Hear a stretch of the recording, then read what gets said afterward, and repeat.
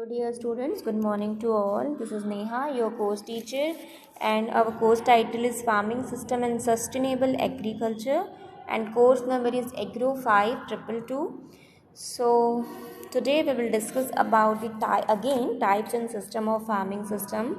So in our previous lecture we had already seen some specialized farming system. So in this lecture we'll discuss about the diversified farming system.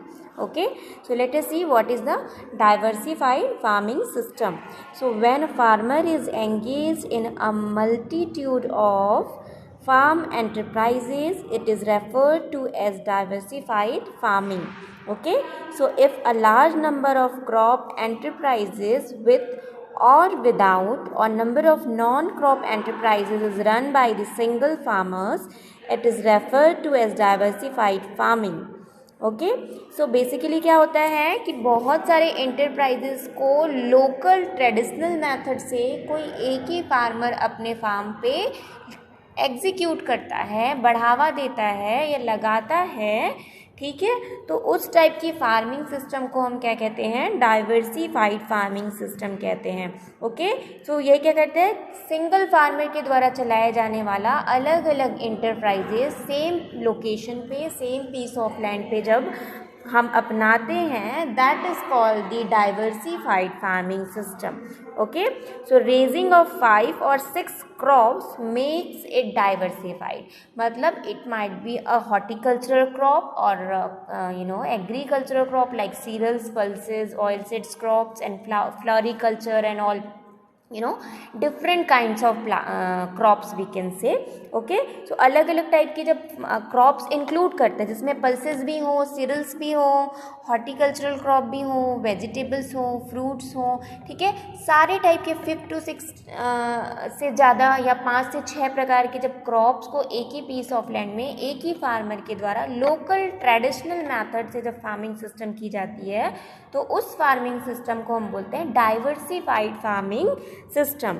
Okay, so the motive behind diversified farming is self sufficiency. मतलब diversified farming system करने का objective क्या है, क्या उद्देश्य है? Self sufficiency, मतलब self independent बन जाए, उसके पास सारे क्रॉप्स हो, उसको मार्केट से कोई भी क्रॉप्स हो या उसके बेसिक या डेली नीड्स के लिए कोई भी चीज़ें हों, कोई भी क्रॉप्स हो या उसके खान पान के लिए जो भी हो, वो मार्केट से उसकी जो बेसिक नीड्स हो, है ना, वो बाहर मार्केट से उसको परचेज ना करना पड़े। मतलब उसके एक फार्म हाउस पे एटलीस्ट उसके फैमिली को क्या करने के लिए, गुजारा करने के लिए, ठीक है, उस फैमिली को चलाने के लिए उसके पास सारे सेल्फ सफिशिएंसी मटेरियल्स अवेलेबल हों, ठीक है। तो मोटिव यही था डाइवर्सिफाइड फार्मिंग को करने का, ठीक है। बट डाइवर्सिफाइड फार्मिंग करने में अगर हम सपोज अगर 5 लोग हैं, फैमिली मेम्बर है किसी फार्मर के घर पे, ठीक है, तो अगर उसने एक फार्म पे बहुत सारे क्रॉप्स उगाए,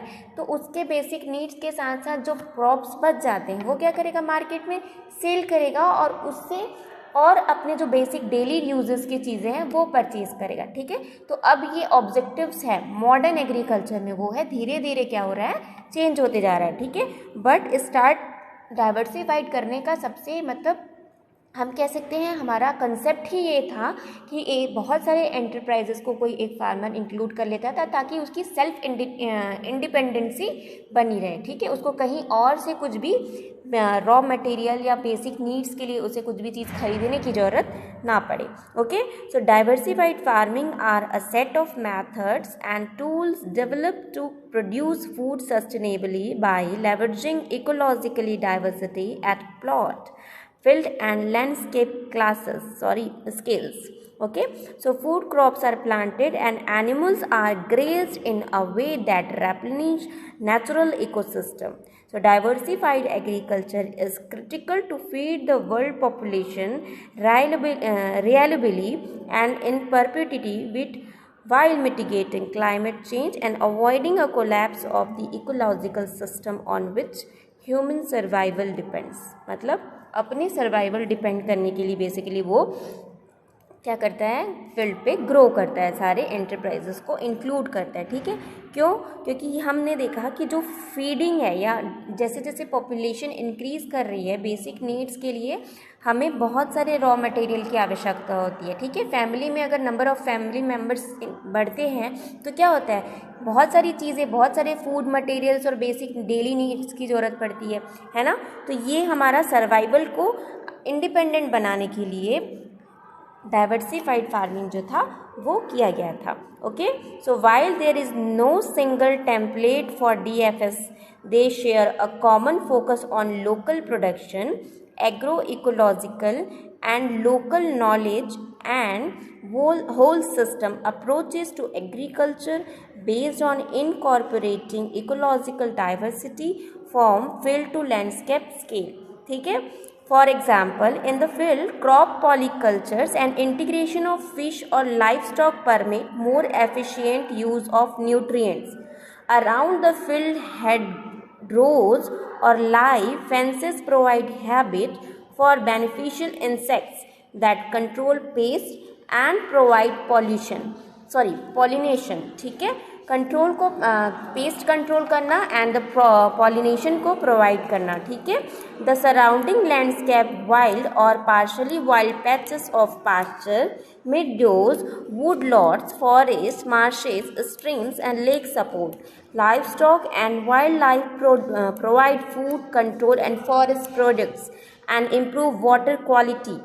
So the round world DFS means the diversified farming system depend on diverse culture practices and governance structures to support this locally adapted management and system. Okay, so locally adopted the technologies which is implemented by the farmer.